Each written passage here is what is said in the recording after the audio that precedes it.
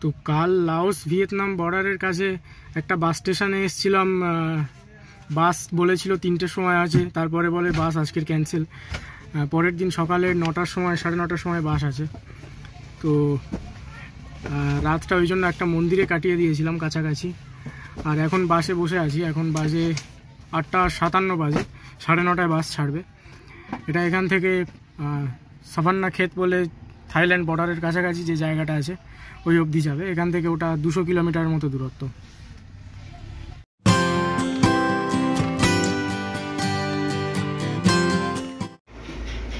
তো লাওসের যে জায়গাটা থেকে বাসে করে যাচ্ছিলাম সেখান থেকে যেতে যেতে বাস এক জায়গায় দাঁড়িয়েছে, কারণ বাসে কিছু সমস্যা হচ্ছে বলে মনে হলো, সেটা সারানোর জন্য এখানে দাঁড়ানো হয়েছে। কি একটা পড়েছিল, যেটা বলছিলাম যে বাস সারানোর জন্য দাঁড়ানো হয়েছে এখানে। আর আশেপাশে জায়গাটা পুরো গ্রাম্য এরিয়া মতো মনে হচ্ছে। গ্রামও নয়, কি বলবো এটাকে, লোকজন জনবসতি খুবই কম।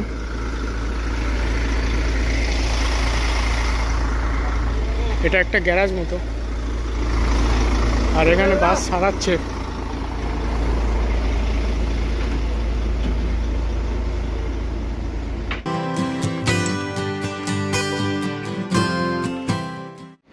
এখন থাইল্যান্ডের বর্ডারের কাছে যে সাভান্না ক্ষেত বলে জায়গাটায় আসছিলাম, ওই জায়গাটায় পৌঁছে গেছি। আর এখন বাজে 5:37 বেজে গেছে। তো 9:30টায় গাড়ি ছাড়ার কথা ছিল, 10টার দিকে ছেড়েছিল। 10টা থেকে 5:30 অনেকক্ষণ টাইম লাগলো, কারণ বাস রাস্তায় কি সমস্যা হয়েছিল ওই জন্য আস্তে আস্তে আসছিল। তো এবারে থাইল্যান্ডে ঢোকার চেষ্টা করব, যদিও সন্ধে হওয়ার আগে বর্ডারে পৌঁছতে পারলে ভালো হয়। এখান থেকে বর্ডার 5 কিলোমিটার মতো দূরে।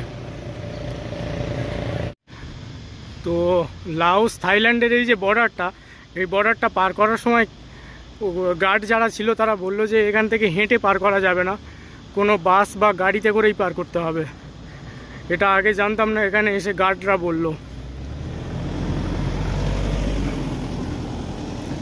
তো সাভান্না ক্ষেত থেকে নেক্সট থাইল্যান্ডের যে জায়গাটা, ওখানে ওই জায়গাটার নাম মুকদাহান। তো ওখানে যাওয়ার জন্য এই যে বর্ডারটা আছে এখানটা কোনো গাড়িতে করে পার করতে হবে, এটাই বললো ওখানে। এখন আবার গাড়ির খোঁজ করতে যেতে হবে, গাড়ির ভাড়াও লাগবে। তারপরে থাইল্যান্ডের ভিসা, ইমিগ্রেশন ইত্যাদি হবে। তো আপাতত লাওসের এক্সিট স্ট্যাম্প পড়ে গেছে পাসপোর্টে, আর দেখা যাক গাড়ি টাড়ি কিছু পাই কি না। যে বর্ডারে হেঁটে ঢুকছিলাম ওখানে বাস ধরার জন্য পাঠিয়ে দিয়েছিল, ব্যাক করে দিয়েছিল আবার। তো এখন বসে আছি, এখান থেকে বাস যাবে বললো। বাসের টিকিট এখান থেকে দিল 35,000 কিপ। আর আরও লোকজন বসে আছে এখানে, দেখতে পাচ্ছি লোকজন কিছু বসে আছে এখানে। এটা সবাই থাইল্যান্ড যাবে ডাইরেক্ট। এই জায়গাটার নাম কি,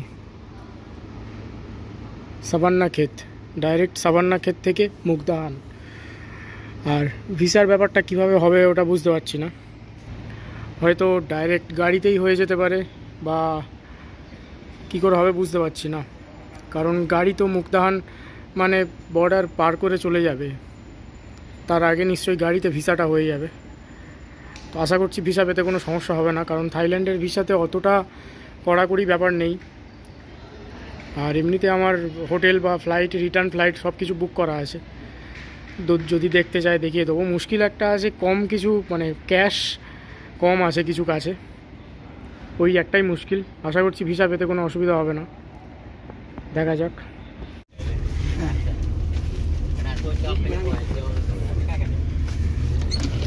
তো এটা মুকদাহানের বাস, সাভান্না ক্ষেত থেকে মুকদাহান যাবে এটা। এখন 7:10 বাজেই বাসটা এলো। ভিসাটা নিয়ে একটু চিন্তা আছি, আশা করছি থাইল্যান্ডের ভিসা পেতে কোনো অসুবিধা হবে না। তো এখানে বাসের মধ্যে আলো একটু কম, ওই কারণে ক্যামেরাটা ঘুরিয়ে কথা বলছি। তো যেটা বলছিলাম যে থাইল্যান্ডের ভিসা পেতে কোনো সমস্যা হয়নি, জাস্ট কোন অ্যাড্রেস থাইল্যান্ডে, মানে থাইল্যান্ডের যে হোটেল বুকিংটা আছে সেটার অ্যাড্রেস জাস্ট জানতে চাইলো, এছাড়া আর কিছু জানতে চাইনি। ইজিলি পেয়ে গেছি ভিসা। আর যে বাসটায় করে আসছিলাম সাভান্না ক্ষেত থেকে ওই বাসটাতেই এখনও যাচ্ছি, ভিসা ক্লিয়ার করে এখনও বাসেই বসে আছি। এটা মুগদাহান অবধি যাবে, এখনও যদিও মুগদাহানেই আছি, তো হয়তো কোনো মুগদাহানের শহরের কাছাকাছি গিয়ে ছেড়ে দেবে বাসটা। তো এই তো থাইল্যান্ডের মুগদাহান যে জায়গাটা, এখানে পৌঁছে গেছি, বাস এখানে নামিয়ে দিল। আর কাছাকাছি একটা মানে যেখানে নামিয়েছে সেখানেই বাস স্টেশন আছে, সেখান থেকে ডাইরেক্ট ব্যাংকক বা অন্য যে কোনো জায়গায় যেতে চাইলে সেখানের বাস বা ভ্যান বুক করা যাবে। তো আপাতত আমার কাছে এখন লাওসের কিপ আছে, থাইল্যান্ডের ভাট এক্সচেঞ্জ করা হয়নি, কারণ থাইল্যান্ডে ভিসা পেতে কোনো অসুবিধা হবে কি না এটা একটু কনফিউশনে ছিলাম, সেই কারণে এক্সচেঞ্জ করিনি। তো এখন রাত হয়ে গেছে, এখন কোনো কারেন্সি এক্সচেঞ্জের দোকান দেখতে পাচ্ছি না। কাছাকাছি যদি কোনো এটিএম থাকে কিছু টাকা তুলে নেব। আর বাকি কথা এই যে একটু আলোর কাছে গেলে ক্যামেরাটা ঘোরানো যায়। তো যেটা বলছিলাম যে এই ট্রিপটা বা এই জার্নিটা আপাতত এই অবধি শেষ হয়ে গেল।